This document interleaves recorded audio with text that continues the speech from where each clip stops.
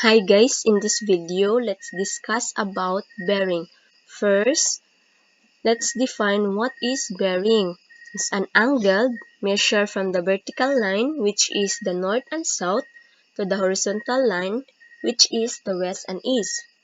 It's an acute angle that measures less than 90 degrees within a quadrant defined by the cardinal directions. It can be measured either clockwise or counterclockwise. It can be forward or backward. The table shows on how to converting azimuth to bearing.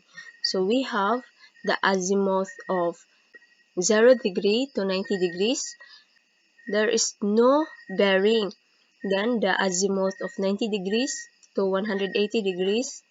The bearing is 180 degrees minus the azimuth. Then 180 degrees to 270 degrees, the bearing is azimuth minus 180 degrees. Then lastly, to 70 degrees to 360 degrees, the bearing is 360 degrees minus the azimuth. We have the graph, which is the north, the south, and the east, and the west. So if we calculate the north and east, we have north of 45 degrees to east. Then if we have to calculate the south and east, we have the south of 45 degrees to east.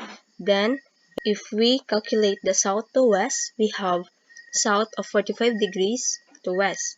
Then lastly, if we calculate the north to west, we have the north of 45 degrees to west. Examples. Calculate the bearing of A from B. So we have the solution. First, locate the points we are calculating the bearing from B to A. Then, by using the north lines, for reference at both points, use angle rules or trigonometry to calculate any angles that are required. We need the angle around the B clockwise from the north.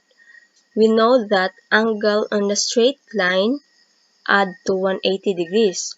So we have 180 degrees plus 50 degrees is equal to 230 degrees. So the result of the bearing of A from P is equal to 233 degrees.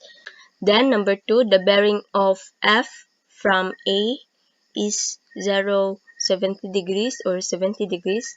Then calculate the bearing of E from F. Solution. First, locate the points we are calculating from F to E. Then, by using the north lines for the reference at both points, use angle rules or trigonometry to calculate any angles that are required. Drawing a north line at F and extending the line from E to F shows us a corresponding angle. If we travel from E to F, we need to turn around another 180 degrees to return back to E.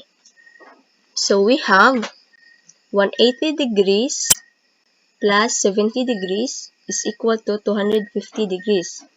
Therefore, the result of the bearing of E from F is 250 degrees.